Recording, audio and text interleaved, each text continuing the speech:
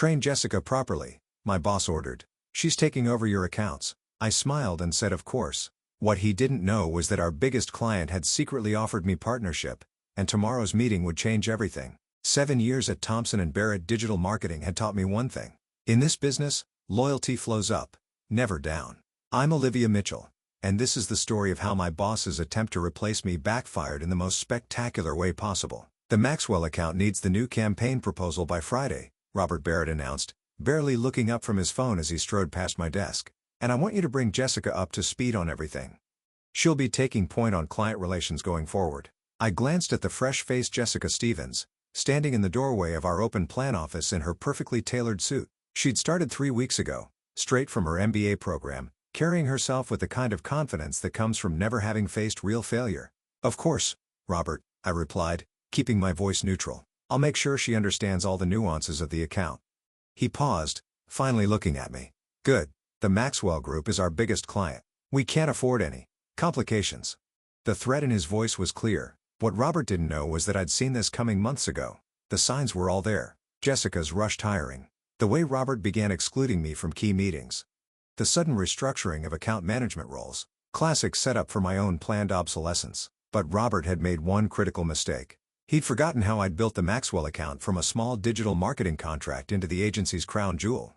He'd forgotten the countless late nights I'd spent learning their business inside and out, the innovative campaigns that had doubled their market share, the personal relationships I'd cultivated with every key decision-maker in their organization. Most importantly, he'd forgotten about Thomas Maxwell himself. I hear Barrett hired some hotshot MBA to replace you, Thomas had said during our secret lunch meeting last month, his blue eyes sharp despite his grandfatherly appearance. Interesting move, considering you're the reason we've stayed with Thompson & Barrett all these years. I'd sipped my water carefully. Business decisions are complex, Mr. Maxwell. He'd laughed, a sound like warm bourbon. Please, it's Tom. And some business decisions are simpler than others. He'd slid a folder across the table like this one. Inside was an offer that would change everything. Partnership in Maxwell's new venture capital firm, heading their digital strategy division. The salary was triple what I made at Thompson & Barrett. The equity stake was worth even more. You've got vision, Olivia, Tom had said. You understand that digital marketing isn't just about trending hashtags and viral videos. It's about seeing patterns, predicting where markets are heading, and positioning clients ahead of the curve. That's what we need in our investment team. Now, watching Jessica settle into the desk Robert had positioned right next to mine, I thought about the other folder hidden in my desk drawer, the one containing every innovative strategy I'd developed for the Maxwell account over the years. Strategies I'd carefully documented as my personal intellectual property created outside of work hours. So, Jessica chirped, should we start with a basic account overview? I smiled, remembering how Robert had preened when introducing her as a top MBA graduate with fresh perspectives. He'd conveniently forgotten to mention my own MBA, completed at night while working full-time, or my published articles on digital marketing innovation. Actually, I said, pulling up the Maxwell files, let's start with their market positioning strategy. It's complex. For the next 4 hours, I walked Jessica through layers of data, analytics, and strategic planning that made her eyes glaze over. Robert had hired her to replace me, but he hadn't considered one crucial detail. You can't replace 7 years of expertise with 3 weeks of orientation. This is a lot, Jessica admitted, staring at the campaign metrics spreadsheet. How do you keep track of all these moving parts? Experience, I said simply. And understanding that every number tells a story. My phone buzzed, a message from Tom Maxwell. Board meeting tomorrow, 10 a.m. Everything in place? I glanced at Robert's office, where he was undoubtedly planning my eventual exit. He thought he was orchestrating a smooth transition. He had no idea he was actually setting the stage for his own comeuppance. Just remember, I told Jessica, tomorrow's presentation to the Maxwell board is crucial. They'll expect detailed answers about every aspect of their digital strategy. She paled slightly. I thought you'd be handling that. Oh, no, I said, gathering my things for the day. Robert was very clear. You're taking point on client relations now. I'm just here to support the transition. As I left the office that evening, Robert called out, everything's set for tomorrow. I turned, offering my most professional smile. Absolutely. Jessica's fully prepared to demonstrate her grasp of the Maxwell account. He nodded, satisfied with what he assumed was my quiet acceptance of my fate. He didn't notice me touching the folder in my bag, the one containing not just my partnership offer from Maxwell Ventures, but evidence of every strategic innovation I developed independently. Tomorrow's meeting would indeed change everything, just not in the way Robert expected. After all, As Tom Maxwell liked to say, the best business moves are the ones your competition doesn't see coming until it's too late. And Robert Barrett was about to learn that lesson the hard way. The Maxwell Group's boardroom commanded the entire top floor of their downtown headquarters, offering a panoramic view of the city skyline.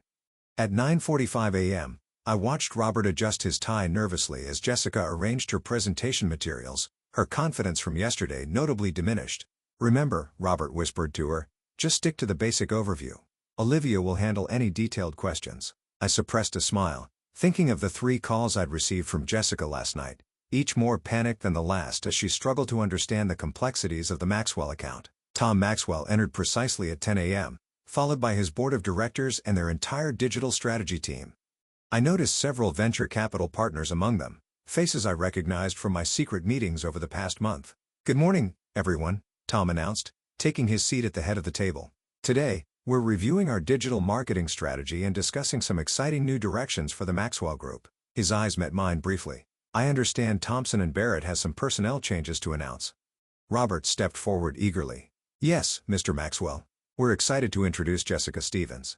We'll be taking the lead on your account. She brings fresh perspectives from her top-tier MBA program and fascinating," Tom interrupted. "And Olivia? What will be her new role?" Robert's smile faltered slightly. "Olivia will be transitioning to more of a support position, ensuring a smooth handover of responsibilities." "I see."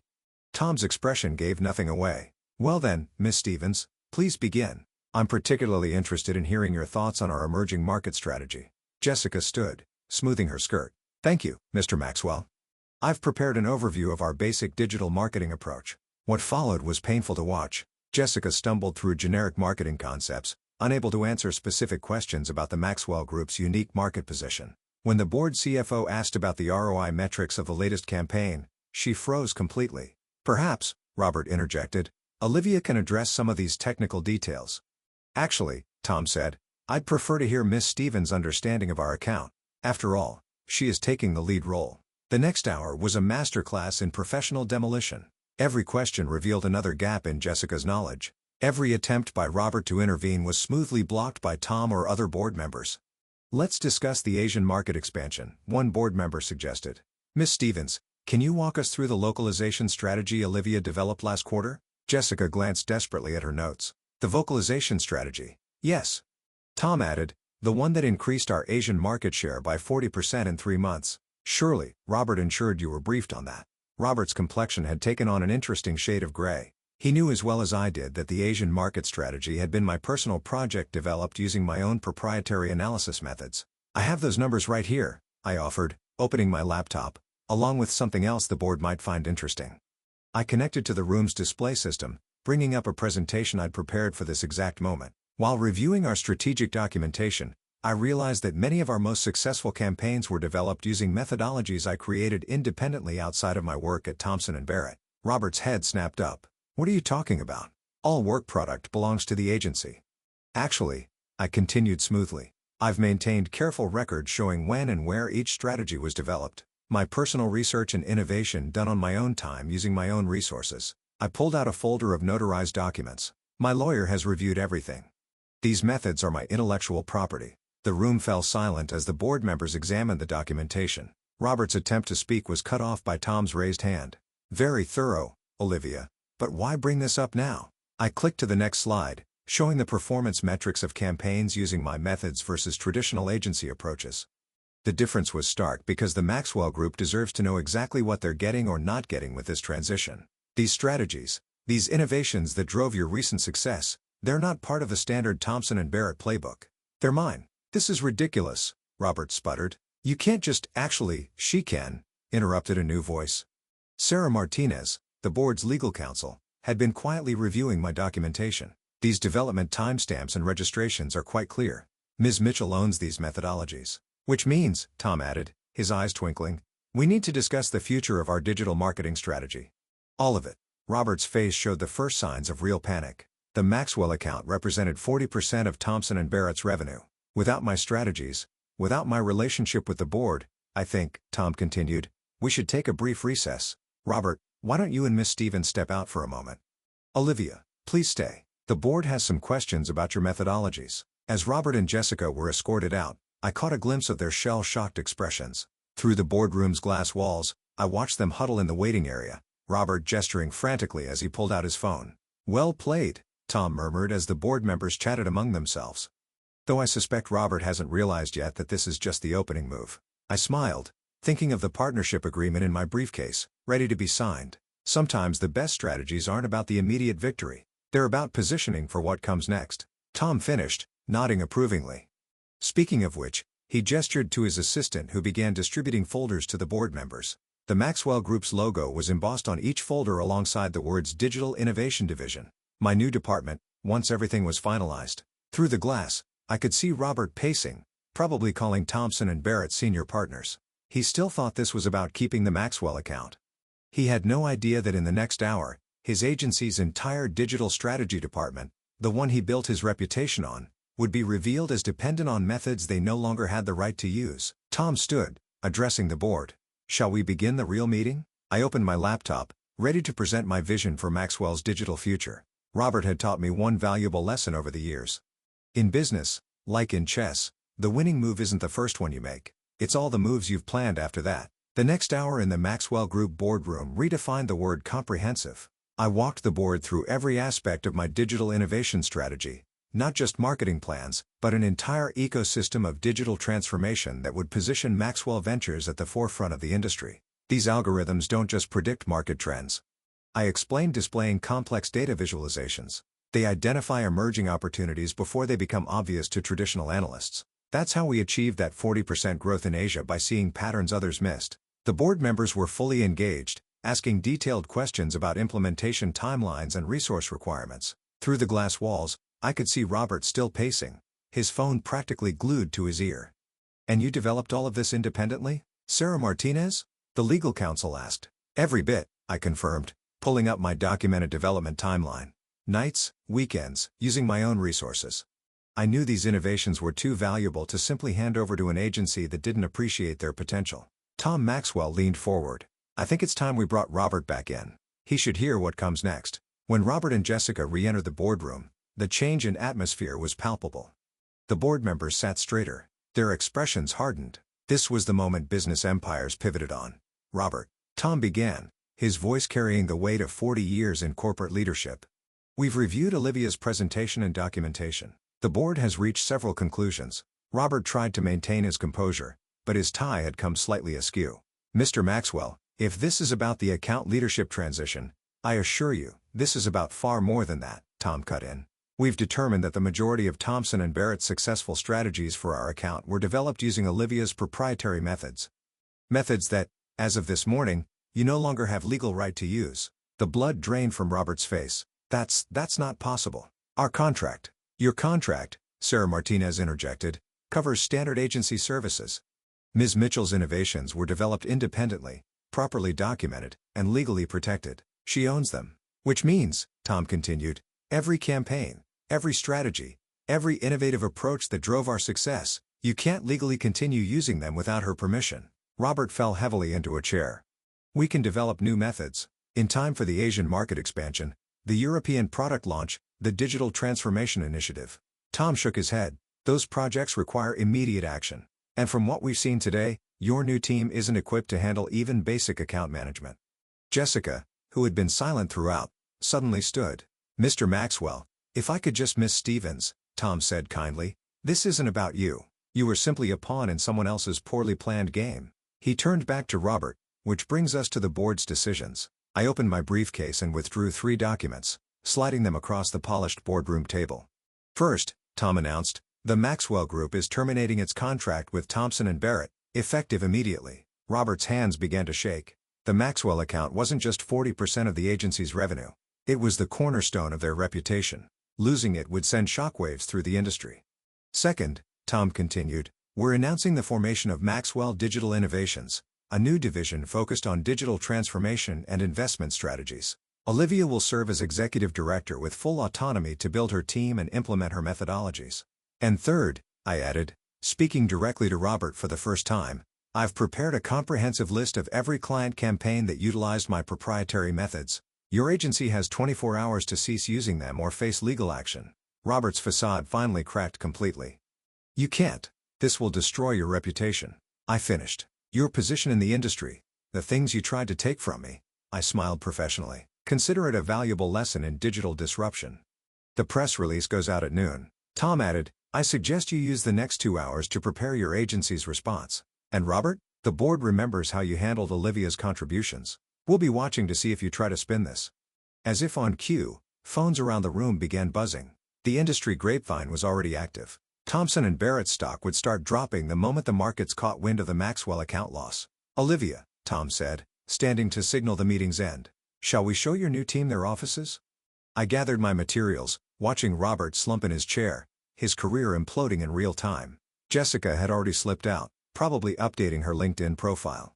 One more thing, I said, pausing at the door. Those strategy documents you asked Jessica to review yesterday, they were decoys, simplified versions I created specifically for the transition. The real innovations, the ones that actually drove our success, those never left my personal files. The look of complete defeat on Robert's face was almost worth the 7 years of watching him take credit for my work. Almost. The next few weeks transformed the industry landscape. Maxwell Digital Innovations became the talk of the business world, with our innovative approaches attracting clients and talent from across the globe. Thomson & Barrett's stock fell 60% after losing not just the Maxwell account, but several other major clients who discovered their campaigns relied on my methods.